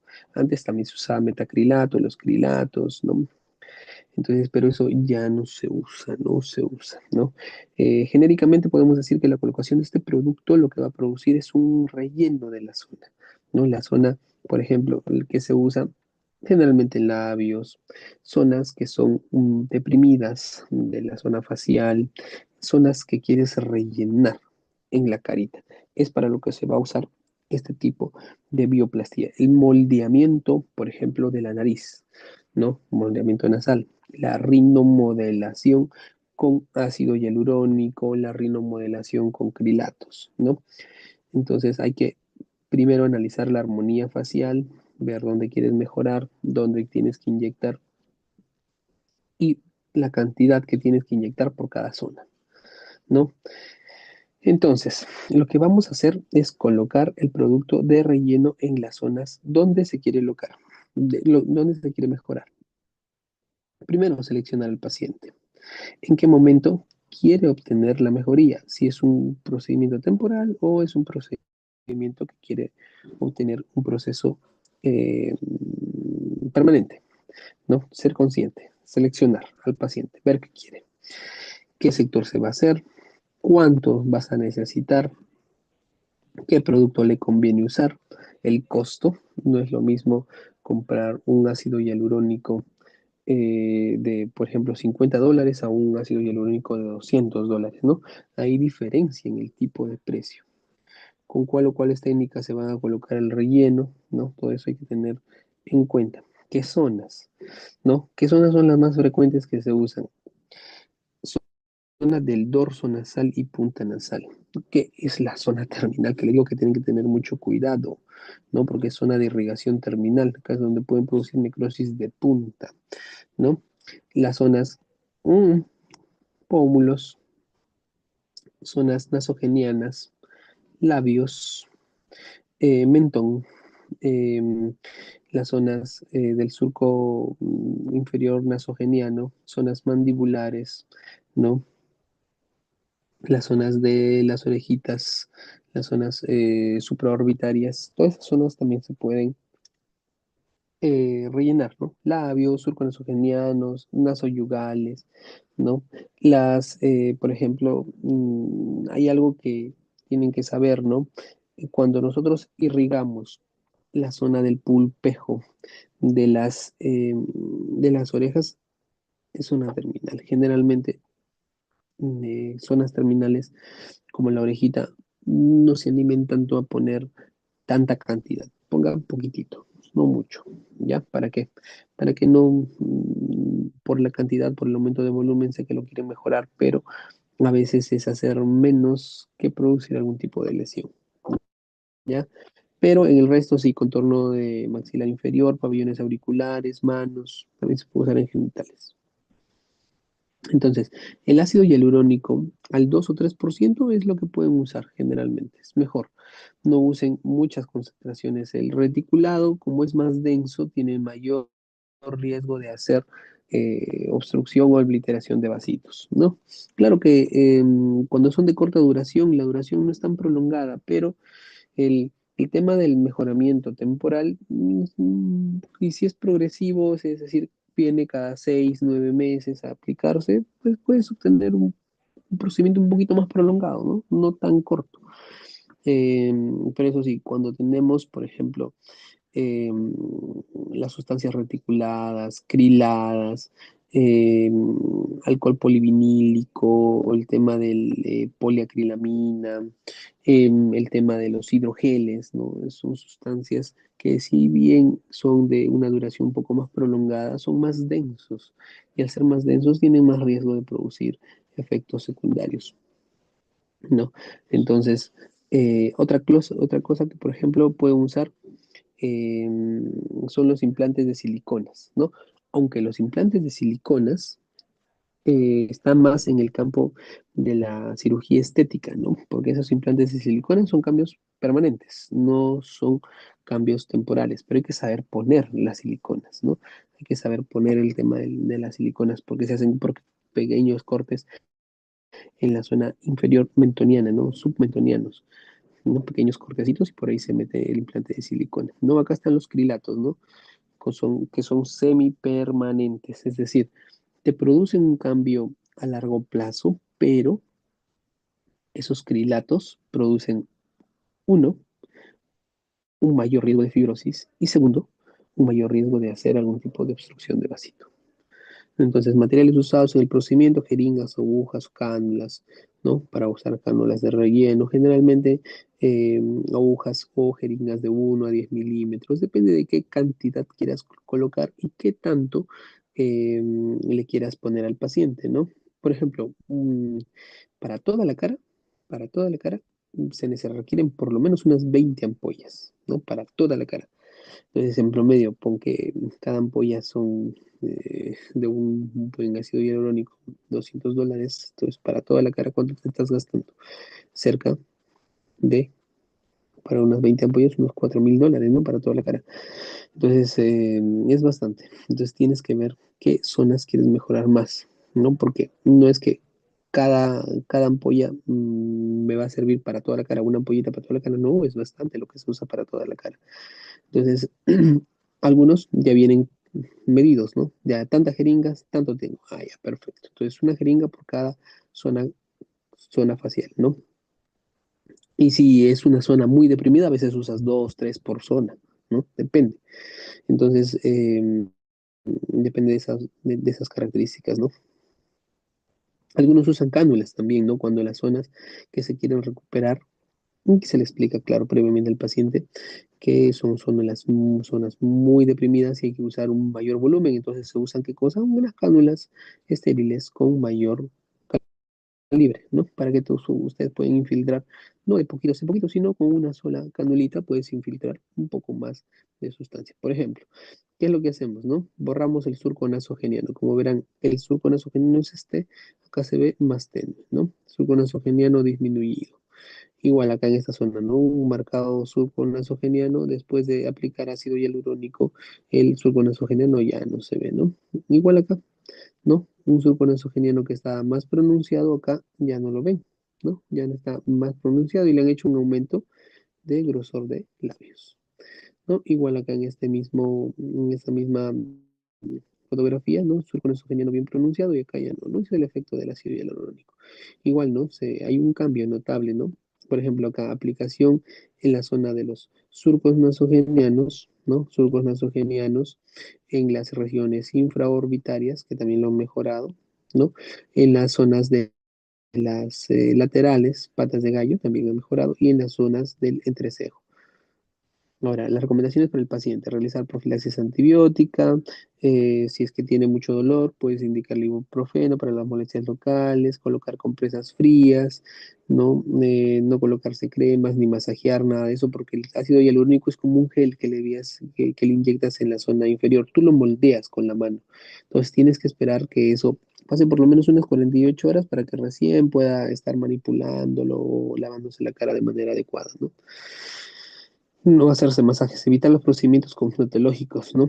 Porque eso van a irritar la piel, van a hacer que esa piel se irrite, ¿no? Y se puede infectar.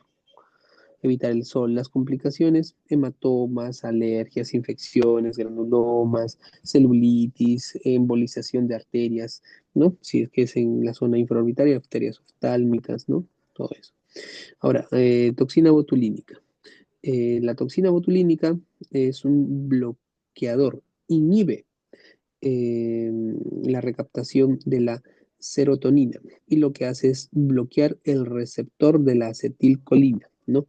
Perdón, de la acetilcolina. Bloquea el receptor de la acetilcolina y produce una parálisis muscular espástica, ¿no?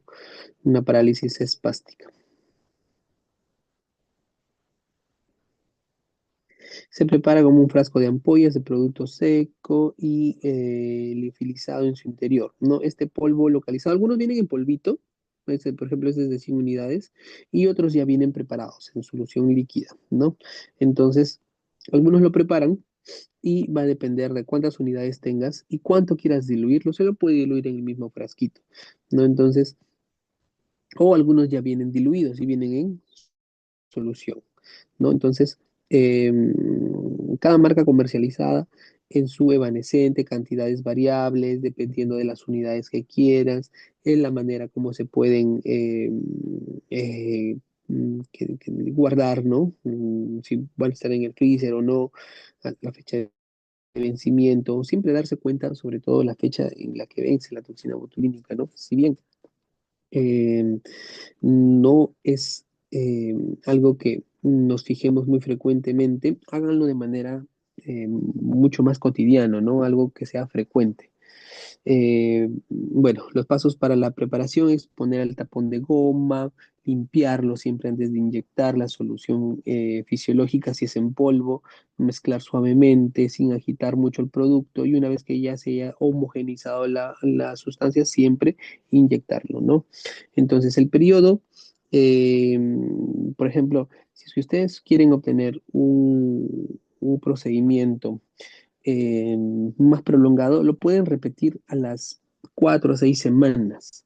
¿Para qué? Para que el proceso de duración sea un poco más prolongado, ¿no? Entonces, va a depender de la forma como lo apliquen, la cantidad que deban usar, ¿no? Contraindicaciones: embarazo, lactancia, la miastenia gravis, porque ya es una parálisis, otras enfermedades neuromusculares, colagenopatías, enfermedades autoinmunes, alergias a la albúmina, ¿no? Entonces, esas son contraindicaciones. Precauciones: no ingerir ningún anticoagulante, ¿no? De ser posible, una semana antes de la cirugía, la aspirina, ¿no?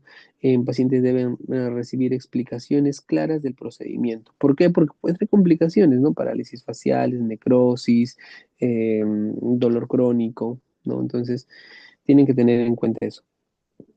Puede producir enrojecimiento, hematomas,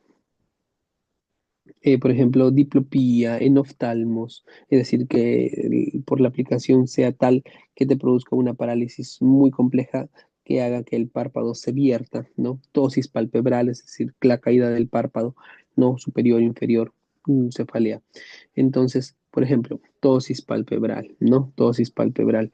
¿No? Entonces, igual acá, por ejemplo, no puede, las líneas de expresión, si bien se disimulan, hay una asimetría, ¿no? Hay una asimetría, ¿no? Hay una asimetría en los rasgos faciales, ¿no? Y además se producen una parálisis, es decir, tú ya no puedes gesticular, ¿no? Hay, por ejemplo, acá parálisis facial, ¿no? Indicaciones cosméticas, arrugas, entrecejo, región frontal, arrugas periculares, por ejemplo, entrecejo, surco nasogeniano, la región frontal, la región del canto externo, ¿no? O de las patas de gallo. Esas son las zonas más frecuentes que pueden indicar para poder hacerle el tema em, de la toxina botulínica. Los materiales, ya acá se los dejo, solución fisiológica, jeringas, gasas, alcohol, solución para poder hacer la limpieza del frasquito. Siempre antes de abrir todo frasco, saquen la tapita y luego limpian la zona donde van a punzar, lo van a inyectar. ¿Con qué? Con alcohol. Ya pinzas o jeringas, las inyecciones de la toxina, siempre con guantes estériles, desinfectar bien la zona y luego hacer la punción, ¿no? Entonces, esos son todos los materiales que van a necesitar. Y lo que se produce, pues, ¿no? El efecto. Como verán, al producir la parálisis ya no hay contracción muscular. Y al ya no haber contracción muscular, ya no hay las líneas de expresión, ¿no? Igual ahí las cero líneas de expresión. Ahora, para terminar, el plasma rico en plaquetas. El plasma rico en plaquetas, lo que vas a hacer es primero sacarle entre 2 o 3 tubos de sangre al paciente. Y esos tubitos se centrifugan. Y vamos a usar el plasma que tenga la mayor concentración de plaquetas. Y vamos a ver cuál es el plasma que tiene más concentración de plaquetas. No, este plasma enriquecido contiene factores que van a estimular a que los fibroblastos produzcan más factores colágenos, ¿no? Fibrina, fibronectina, que van a hacer que la piel se vea más tersa, la piel se vea más eh, tensa, por así decirlo, disminuya el tema de la flacidez, pero temporal, ¿no? Entonces, el, es autólogo, es la sangre del propio paciente, se hace en el mismo procedimiento. No vas a tener como en los otros el tema o el temor de hacer una reacción alérgica, porque es su propia sangre, es su propio plasma, ¿no? Todo tipo de piel puede ser tratada, ¿no? Y si siempre se va a obtener una mejoría. El plasma rico en plaquetas, por ejemplo, en el tema de las rinoplastías, nosotros también usamos el plasma, ¿no? Pero el plasma para disminuir el tema de la fibrosis, sobre todo en rinoplastías secundarias. Los factores de crecimiento actúan estimulando el tejido y por lo tanto resultan en observar y se tienen que observar más o menos unos 20 a 30 días, ¿no? Porque esos factores de crecimiento no es que el efecto lo obtengas inmediato, ¿no? Actúan con una estimulación progresiva. No es un cambio que le tiene que explicar al paciente. No, usted, señor, usted el cambio no lo va a ver ahora, va a tomar tiempo. No pierda la calma, el efecto lo va a ver progresivamente. No es que agarre, le aplico y como el Botox o como el ácido hialurónico, el efecto es inmediato. Es un efecto que va a estimular progresivamente la formación de fibroblastos, de fibronectina, de todo eso, ¿no? Entonces, ¿esto que van a hacer? Favorecer la repitelización. Va a mejorar, por ejemplo, con respecto a la estimulación de los fibroblastos, la tersitud de la piel, ¿no? Aplicado tópicamente puede colocarse durante o después de usar algún tipo de relleno, algún tipo de peeling, porque va a hacer que esos factores de repitalización mejoren. Entonces, acá viene el concepto de donde nosotros podemos combinar procedimientos. Botox con, por ejemplo, ácido hialurónico y después del procedimiento, ¿qué cosa? Plasma rico en plaquetas, ¿no? Pueden aplicarse eficazmente con técnicas de mesoterapia o de relleno, ¿no? Según el resultado buscado, ¿no? Entonces, se pueden combinar. Pueden asociarse injertos a grasa o lipofilling facial. También pueden asociarse porque mejoran la estimulación del crecimiento endotelial, ¿no? Entonces, áreas de aplicación, brazos, glúteos, dorso de la mano, cuero cabelludo, el rostro, frente, entrecejo, abdomen, sobre todo la zona central. No sirve mucho para la zona abdominal superior, ¿no? No se usa, pero en general puedes estimular zonas donde puedan mejorar mucho más, ¿no? Sobre todo la parte facial es la que más frecuentemente es donde se usa, ¿no? Ventajas, que es el mismo paciente, libre de cuidado sobre las infecciones transmisibles, útil para promover cicatrización, relleno, rejuvenecimiento, promotor, ¿no? No es que el, eh, sea un cambio rápido, ¿no? Es un promotor de la cicatrización, de los rellenos, de todo eso, del rejuvenecimiento, de la remodelación capilar, ¿no? Epitelial, perdón. Actúa como adhesivo biológico, es hemostático, no induce fibrosis, ¿no? Facilita la aplicación, es muy natural. Contraindicaciones en pacientes que sufren de trastornos hemodinámicos, por ejemplo, anemias perniciosas, trombocitopenia, inestabilidad hemodinámica, pacientes con infecciones, estados infecciosos agudos, terapia anticoagulante, no está indicado en ellos, pacientes que toman aspirina, warfarina, todo eso, ¿no? Entonces, ¿cómo obtienen el plasma? Primero, extraer uno, dos o tres tubos, como les mencioné, y hacer que eso se centrifugue. Y van a obtener tres soluciones, tres tipos de virajes. Uno de color amarillo, que eso es netamente plasma, los glóbulos rojos que sí se sedimentan, y la zona intermedia, la zona de transición entre el plasma y los glóbulos rojos, esa es el plasma rico en plaquetas, ¿no? Son la cantidad o la transición que es la que van a usar, ¿no? Por ejemplo, lo centrifugan, ¿no? Entonces, la parte amarillita, la principal, es el plasma que solamente es plasma. Y el plasma rico en plaquetas está entre esas zonas. Y es de un color un poquito más rojizo, ¿no? Acá se ve todo amarillo, ¿no? Pero es un poquito más rojizo. No es un amarillo con tintes rojos, ¿no? Entonces se extrae entre 20 y 60 mililitros de sangre venosa. Habitualmente citrato de sodio es lo que se usa. Se centrifuga la sangre entera para poder obtener el plasma rico en plaquetas, ¿no? Las revoluciones de 3.500 a 3.000 revoluciones, al separar por gradiente de densidad. Como verán, esta imagen nos ayuda más.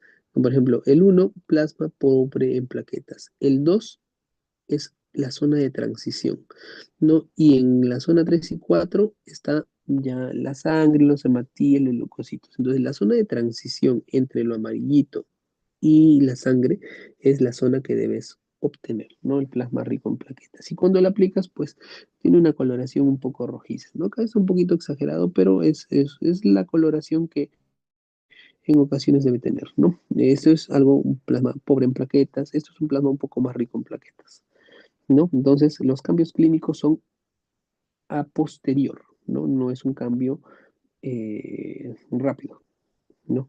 Miren, como por ejemplo, cómo van a promover la estimulación, ¿no? Cómo promueven, por ejemplo, para atenuar el tema de las estrías, estimula el crecimiento endotelial, por eso es que también se puede tratar en el tema de la calvicie, en el tema de la cicatrización, ¿no? Igual acá, ¿no? El tema de la cicatrización, con el tema de las arrugas, de todo eso, ¿no? Bueno, chicos, eso sería todo con respecto al tema del manejo de medicina estética y algunos, pues, casitos que le hemos puesto por ahí. ¿Tienen alguna pregunta, alguna duda?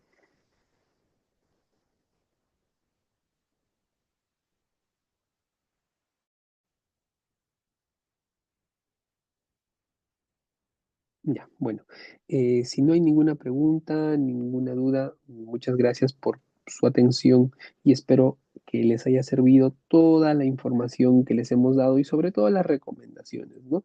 Siempre mi recomendación a todos, obtener, preguntarle al paciente la información acerca de lo que quiere y lo que desea con el resultado. Bueno, chicos, me despido. Ha sido un gusto haberles presentado esta ponencia. Buenas noches. Muchas gracias, doctor. Buenas noches. Buenas noches, hasta luego.